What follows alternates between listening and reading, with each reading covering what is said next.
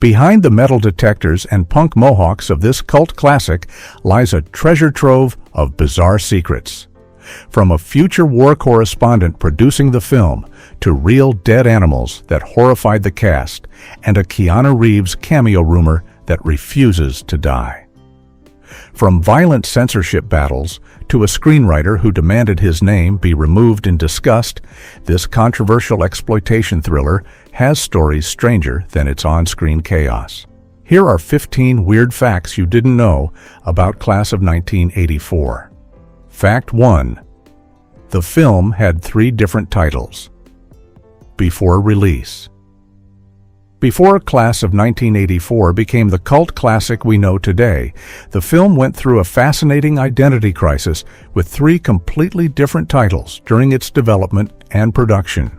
The project originally started life as Battlezone Adams High, which gave it a more militaristic and confrontational feel that emphasized the warlike atmosphere inside the fictional high school. This first title made it sound almost like an action movie set in a combat zone, which wasn't too far off from what director Mark L. Lester had in mind when he envisioned his story about extreme school violence.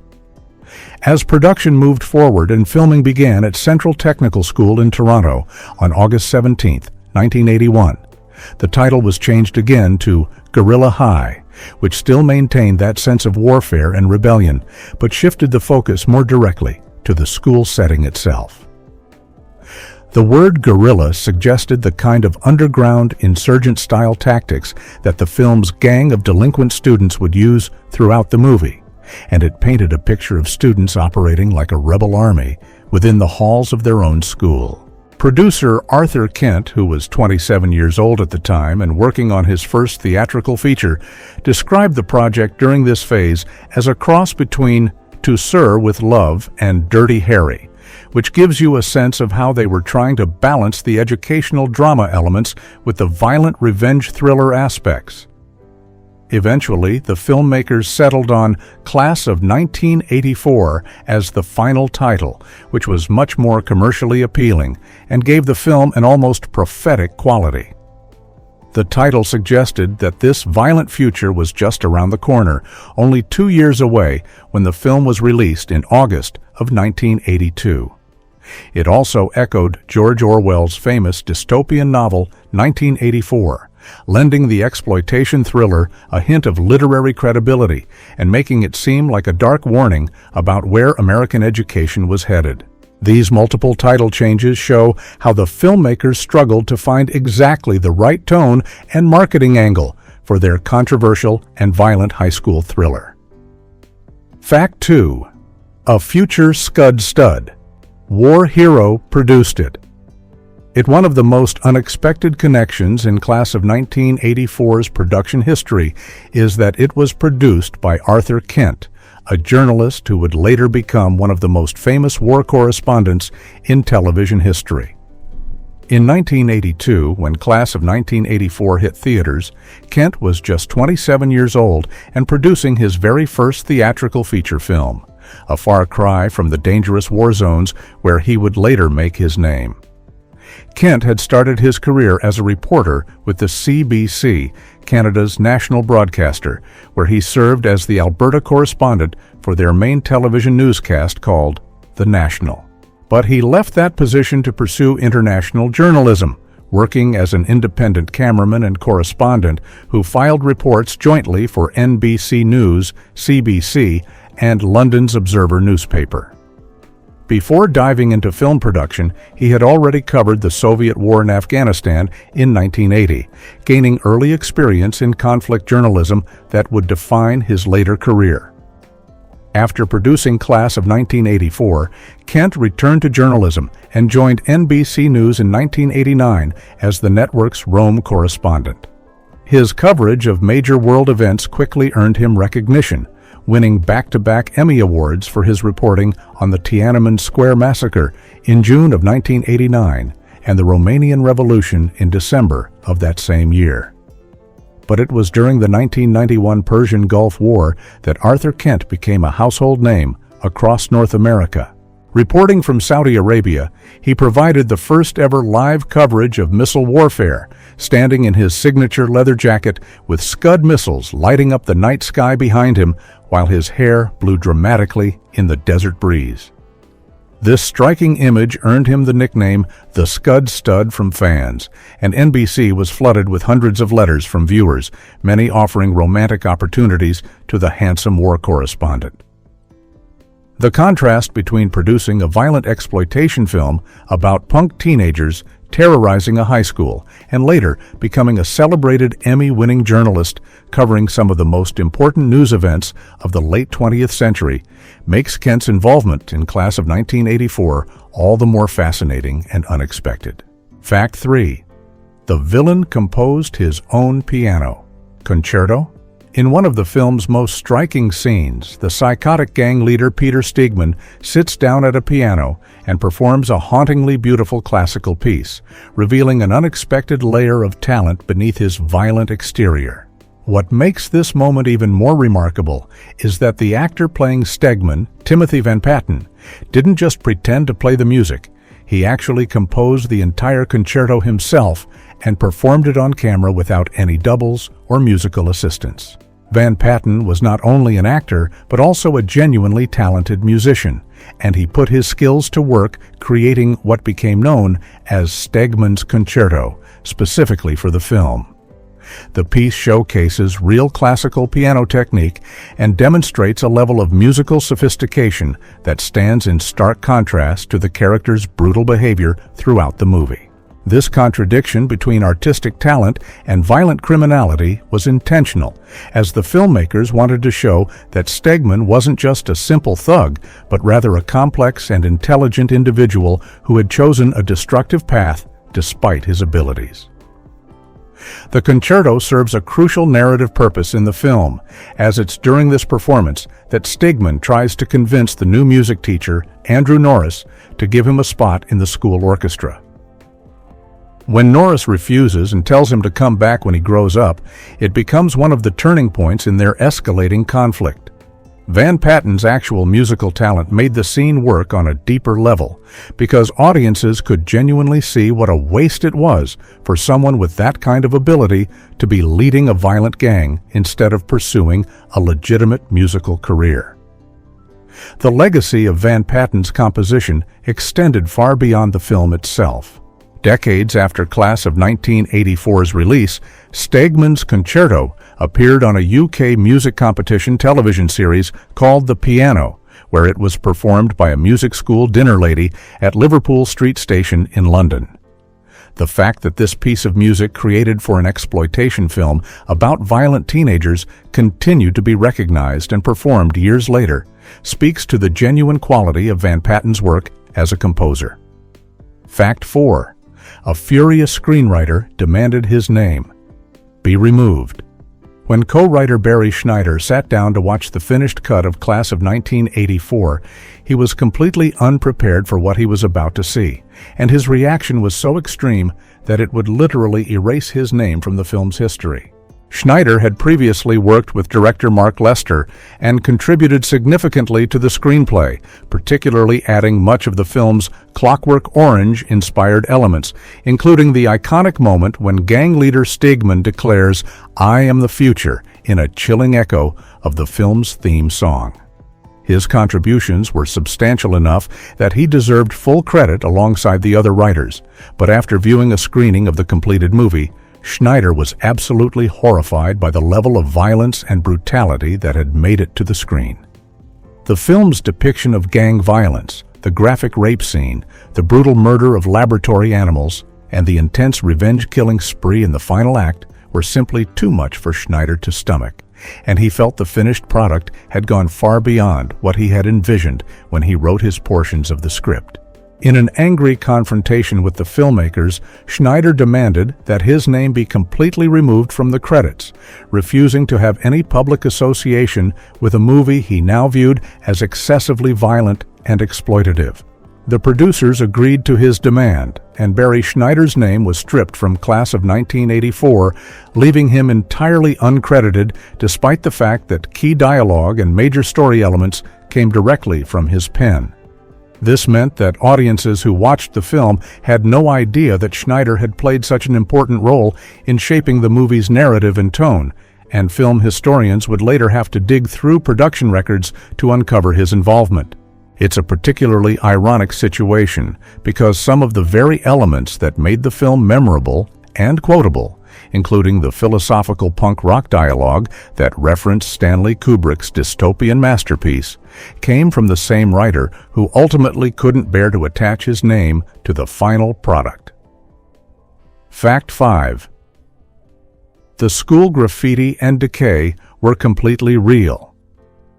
When director Mark L. Lester and his crew arrived at Central Technical School in Toronto to film Class of 1984, they discovered something that would save them considerable time and money in the art department.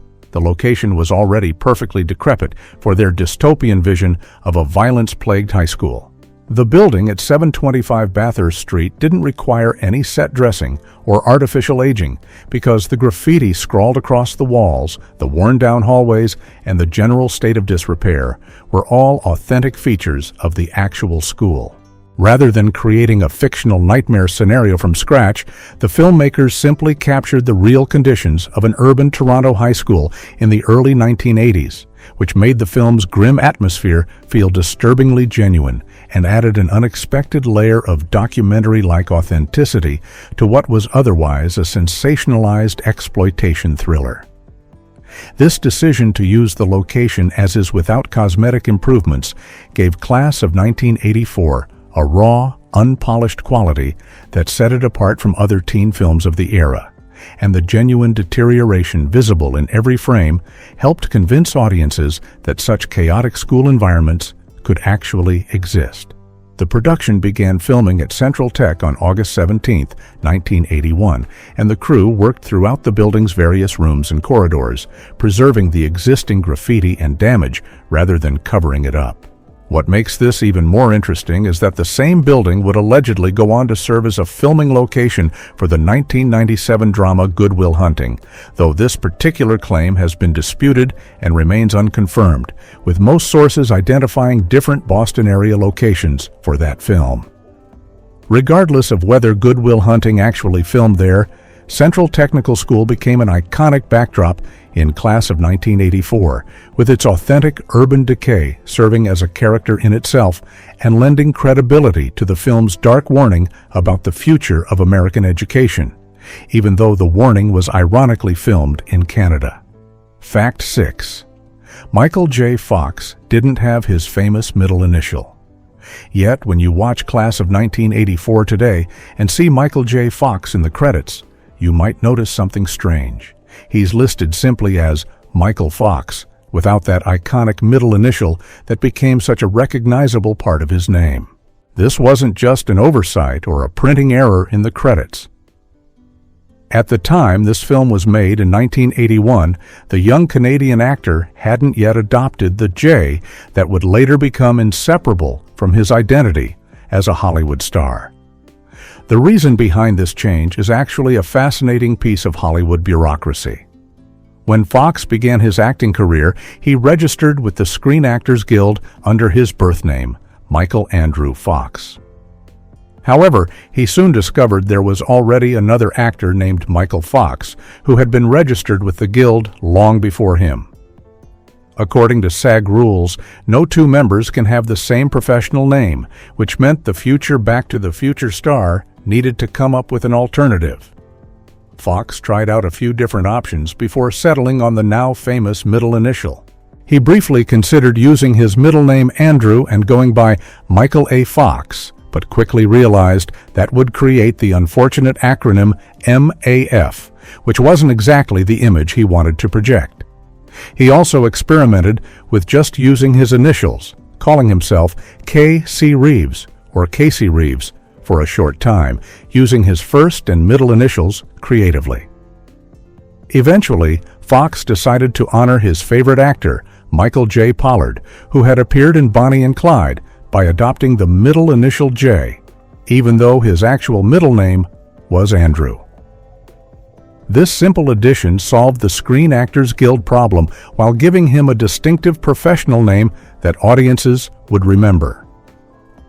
So when Class of 1984 was released in August of 1982, it captured a brief moment in time before that transformation was complete, preserving forever the original Michael Fox in the opening credits of this cult classic exploitation film. Fact 7. The film was originally rated X. When director Mark L. Lester first submitted Class of 1984 to the Motion Picture Association of America Ratings Board in 1982, he received shocking news that would create major distribution problems for the film. The MPAA slapped it with an X rating, the same designation reserved for hardcore pornography and the most extreme exploitation films of the era. This rating wasn't given for sexual content alone, but rather for the film's unflinching combination of graphic violence and full frontal nudity that pushed every boundary the ratings board was willing to tolerate. The X rating created an immediate crisis because most major theater chains refused to screen X-rated films, and many newspapers wouldn't even run advertisements for them. Lester had already struggled to find a United States distributor willing to take on the film due to its controversial content, and the X rating made that battle even harder. The director was forced to go back to the editing room and make strategic cuts to bring the violence down to a level the MPAA would accept. After trimming several scenes, including portions of the brutal gang fight, the disturbing rape sequence, and some of the more graphic moments during the film's bloody finale, Class of 1984 finally secured an R rating that would allow it to play in mainstream American theaters. However, the story doesn't end there. While the cut version played in the United States, international distributors who had already purchased the rights to the film were far less squeamish about extreme content. These overseas markets received and released the original uncut X-rated version, which became quite successful abroad despite being too intense for American audiences at the time. This created an unusual situation where the film existed in two very different versions depending on where you watched it, with foreign audiences getting the full unfiltered vision of Lester's violent cautionary tale, while American viewers saw a somewhat toned-down edition. Fact 8. Multiple countries banned it for decades. When Class of 1984 hit theaters in August of 1982, audiences weren't the only ones shocked by what they saw on screen. Government censors around the world were equally horrified, and several countries took the extreme step of completely banning the film from being seen by their citizens. What followed were legal battles that stretched across decades, with some countries refusing to allow the movie to be shown in any form until well into the 2000s. Finland became one of the first countries to take action against the film when authorities banned the theatrical version in 1983, just 1 year after its release. The controversy didn't end there, though, because the case actually went all the way up to Finland's Supreme Administrative Court, showing just how seriously the government took the matter. Even when distributors tried to release an edited version on home video in 1984, hoping that cutting some of the violence would make it acceptable, Finnish censors rejected that version too. It would take 23 years before Finland finally approved an uncut DVD release in 2006, giving it an 18 rating for adult audiences only. The United Kingdom had its own complicated relationship with Class of 1984 that lasted even longer. When the film first arrived in British cinemas, censors at the British Board of Film Classification demanded that 4 minutes and 14 seconds be removed, heavily editing scenes including the gang fight, the rape sequence, a character's arm being cut off with a buzzsaw, and several other moments of graphic violence. Even with all those cuts, the BBFC still refused to grant the film a video certificate 4 years later in 1987, effectively preventing British viewers from renting or buying it for home viewing. The uncut version remained forbidden in the UK until 2005, when the BBFC finally passed it without any cuts whatsoever, more than 2 decades after the movie was originally made. These bans turned Class of 1984 into something of a forbidden artifact, making it all the more sought after by cult film fans who wanted to see what all the controversy was about. Fact 9. Real dead animals were used on set. One of the most disturbing scenes in Class of 1984 involves the biology teacher Terry Corrigan discovering that the gang has slaughtered every animal in his classroom laboratory. And what makes this scene particularly shocking is that the filmmakers used actual dead animals rather than props or special effects.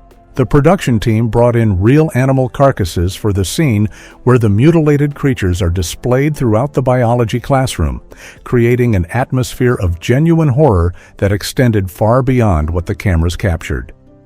The smell on set during filming was absolutely unbearable, and the actors found themselves working in conditions that were far more disturbing than anyone had anticipated when they signed on for the project.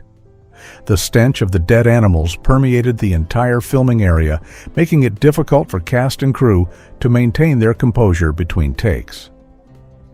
What viewers see on screen as the actors react to the carnage in the biology lab are not carefully crafted performances, but genuine reactions of disgust and horror, with the cast members struggling to cope with the overwhelming odor and the sight of real dead animals strewn across the classroom set.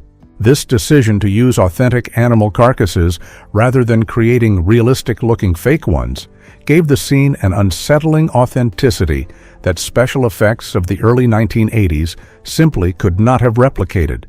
But it came at a serious cost to everyone involved in filming those sequences. The production notes from the film confirm that the reactions captured on camera were not the result of skilled acting, but rather the natural human response to being surrounded by decomposing animals in an enclosed space. For Roddy McDowall, who played the increasingly unhinged biology teacher Corrigan, this scene represented a turning point for his character's descent into madness, and the genuine revulsion he experienced during filming only enhanced the emotional impact of watching a dedicated educator completely break down after this brutal act of cruelty destroys everything he cared about in his classroom. Fact 10. The Keanu Reeves cameo is a persistent myth. If you've ever searched for trivia about Class of 1984, you've probably come across a claim that sounds almost too good to be true, that a young Keanu Reeves appears somewhere in the film as an extra. According to this popular piece of internet lore, Reeves can supposedly be spotted in the orchestra scenes, dressed in a gray shirt and holding a violin, positioned next to one of the main characters around the 59-minute and 45-second mark of the movie. Some versions of this claim even suggest he appears multiple times throughout the school concert sequences later in the film, with people insisting that since Reeves was attending high school in Toronto at the time the movie was being shot, it all makes perfect sense that he would have been cast as a background extra. The story has been repeated so many times across so many websites and movie databases that it's taken on a life of its own, with fans eagerly scanning through the orchestra scenes, frame by frame, trying to identify which student musician might be the future star of the Matrix and John Wick franchises. The problem is that this entire claim falls apart when you look at the actual timeline of Keanu Reeves's career and the production dates of Class of 1984. The film was shot at Central Technical School in Toronto, starting on August 17, 1981, and it was released theatrically on August 20, 1982. Keanu Reeves's very first appearance on film didn't happen until 1985, when he appeared in a short film called One Step Away, which means his debut came a full 3 years after Class of 1984 had already been released to theaters.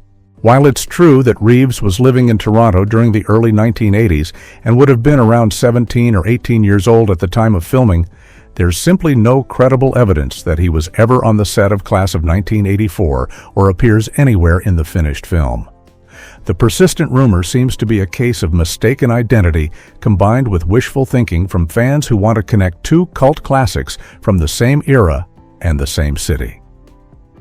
Fact 11. A drugstore gang member's sister was Nellie Oleson. One of the most unexpected connections in Class of 1984 involves a family tie between two wildly different television worlds, the violent punk gangs of Lincoln High School and the wholesome prairie life of the Ingalls family. Stefan Arngrim, who played the gang member nicknamed Drugstore in the film, is actually the real-life brother of Allison Arngrim, the actress who became famous for playing Nellie Olson on the beloved family series Little House on the Prairie. For anyone who grew up watching Little House on the Prairie during the 1970s and early 1980s, Nellie Olson was the ultimate spoiled brat and mean girl, constantly tormenting Laura Ingalls with her cruel schemes and snobbish attitude. And Allison Arngrim made the character so memorably awful that she became one of television's most iconic villains. Meanwhile, her brother Stefan was taking a very different path in his acting career by appearing in this extremely violent and controversial exploitation film. In Class of 1984, Drugstore is one of the most visually distinctive members of Peter Steegman's gang, easily recognizable by the safety pin piercing through his nose. A punk rock fashion statement that was still relatively shocking and uncommon in mainstream American cinema at the time, especially since body piercings wouldn't become widely popular until many years later. The character's name, Drugstore, clearly references his role as the gang's drug dealer, and Stefan Arngrim reportedly stayed in character throughout much of the filming by avoiding conversation with other actors on set to maintain the menacing presence his role required. The contrast between these two siblings' most famous roles couldn't be more striking. One playing a scheming girl in pigtails and bonnets on the wholesome frontier, and the other playing a pierced punk drug dealer in a film so violent that multiple countries banned it outright. It's one of those strange Hollywood family connections that shows just how diverse and unpredictable acting careers can be, even within the same family. Fact 12. O.J. Simpson. Graffiti appears years before his infamy. Among the many details scattered throughout Class of 1984, one stands out as particularly eerie when viewed through the lens of history. Sharp-eyed viewers who pay close attention during the film's bathroom scenes might notice graffiti on the walls that simply reads, OJ. This seemingly insignificant detail, scrawled among the other authentic markings that decorated Central Technical School's deteriorating interior, has sparked endless speculation and discussion among fans who discovered it years after the film's release in 1982. What makes this graffiti so unsettling is the timing. The film came out more than a decade before O.J. Simpson became one of the most infamous figures in American criminal history, following the murders of Nicole Brown Simpson and Ron Goldman in 1994. At the time, Class of 1984 was being filmed in 1981. Simpson was simply a beloved former football star who had transitioned into acting and commercial work, famous for his Hertz rental car advertisements and roles in movies like The Towering Inferno and the Naked Gun series that would come later in the decade. The graffiti was completely random and coincidental, likely written by an actual student at the Toronto High School where filming took place, or possibly added by the production's art department as part of the general urban decay aesthetic they were creating. It could have referenced any number of things, perhaps another student with those initials, a local sports hero, or simply random tagging. Since the filmmakers left most of the school's existing graffiti intact to maintain authenticity, there was no special significance attached to these particular letters at the time. Nevertheless, the discovery of this detail has led many viewers to joke about the film's unintentional prophetic qualities, adding another layer of dark irony to a movie already filled with violence and mayhem. It serves as a bizarre coincidence that continues to surprise new audiences who stumble upon this peculiar bit of background detail while watching the cult classic decades after its original release. Fact 13. Dennis Weaver turned down a lead role. When the filmmakers of Class of 1984 were casting the crucial role of Terry Corrigan, the burned-out biology teacher who eventually snaps under pressure, they had their sights set on Dennis Weaver, the actor best known for his intense performance in Steven Spielberg's thriller Duel. Weaver seemed like the perfect choice to play the cynical alcoholic educator who carries a gun to class and has given up hope of reaching his students. But there was one significant problem that stopped the casting in its tracks. After reading the script, Weaver flat out refused to take the part because he found the material far too violent for his taste. This was a telling decision considering that Weaver had already starred in Duel, a film about a man being terrorized by a homicidal truck driver. So his rejection signals just how extreme the class of 1984 screenplay must have been even by early 1980s standards. The script included scenes of students dealing drugs, running prostitution rings, and ultimately massacring all the animals in Corrigan's biology lab, which pushes the character to hold his class at gunpoint in one of the film's most memorable and disturbing sequences. Weaver's decision to walk away from the role turned out to be a blessing in disguise for the production, because it opened the door for Roddy McDowall to step in and deliver what many consider one of the standout performances of the entire film. McDowall brought a different energy to Terry Corrigan than Weaver likely would have, combining his naturally refined demeanor with a barely contained rage that makes his character's eventual breakdown all the more powerful and tragic. The scene where Corrigan calmly quizzes his terrified students on biology while pointing a .45 caliber pistol at them has become iconic in exploitation cinema, and McDowall's controlled intensity makes it work far better than a more obviously tough guy actor might have achieved. His casting also created a connection to another Tom Holland project, as McDowall would go on to star in Holland's Fright Night just 3 years later. Fact 14. Alice Cooper's theme song never got a music video. When you think about Alice Cooper releasing a song for a major film in 1982, you'd expect it to be everywhere on MTV. But that's not what happened with I Am the Future from class of 1984. Despite being perfectly positioned to capitalize on the music video revolution that was just taking off, the song never received a promotional video, and it completely failed to make an impact on the charts, which seems almost impossible given Cooper's massive popularity at the time. The timing couldn't have been stranger because MTV had launched just 1 year earlier in 1981 and was rapidly becoming the most powerful force in music promotion. Yet nobody at the label or the film studio seemed interested in creating a video for this song. Alice Cooper was already a household name with a long history of theatrical performances that would have translated perfectly to the visual medium of music videos, making the decision not to produce one even more baffling. The song was written by Lalo Schifrin and Gary Osborne specifically for the film and produced by Steve Tyrrell, and it captured the menacing punk energy of the movie's main antagonist, Peter Steegman, and his gang. I Am the Future was released as one of 2 singles from Cooper's 7th solo studio album called Zipper Catches Skin, which came out in 1982, but despite being featured prominently in the opening credits of the film, the single went nowhere commercially. The song didn't chart in the United States or internationally, which was a pretty shocking failure for an artist of Cooper's caliber during an era when movie tie-in songs often became huge hits.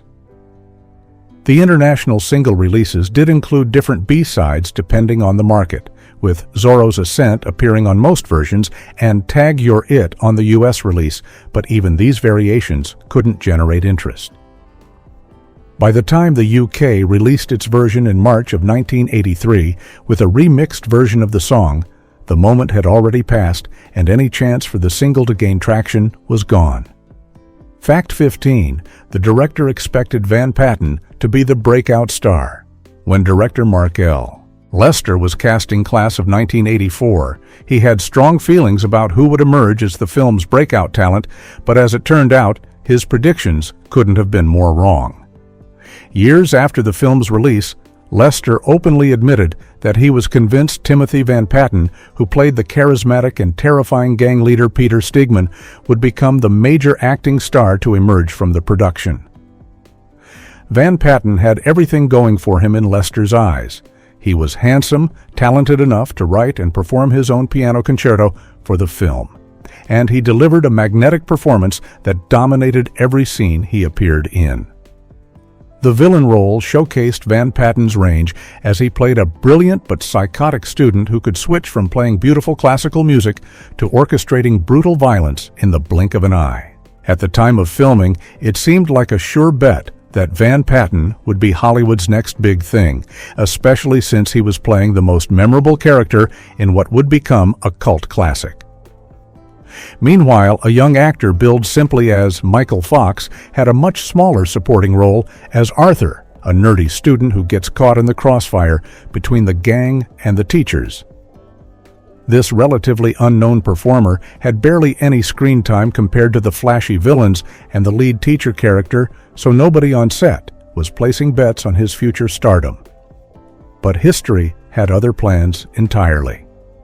Within just a few years of Class of 1984's release, Michael J. Fox, who had to add the middle initial J to his stage name because of Screen Actors Guild registration issues, would become one of the biggest stars of the 1980s thanks to the television series Family Ties and the massive success of Back to the Future.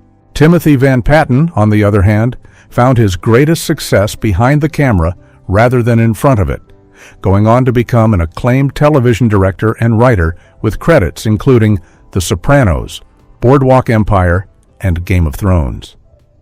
It just goes to show that even experienced directors can't always predict which young actor will capture lightning in a bottle.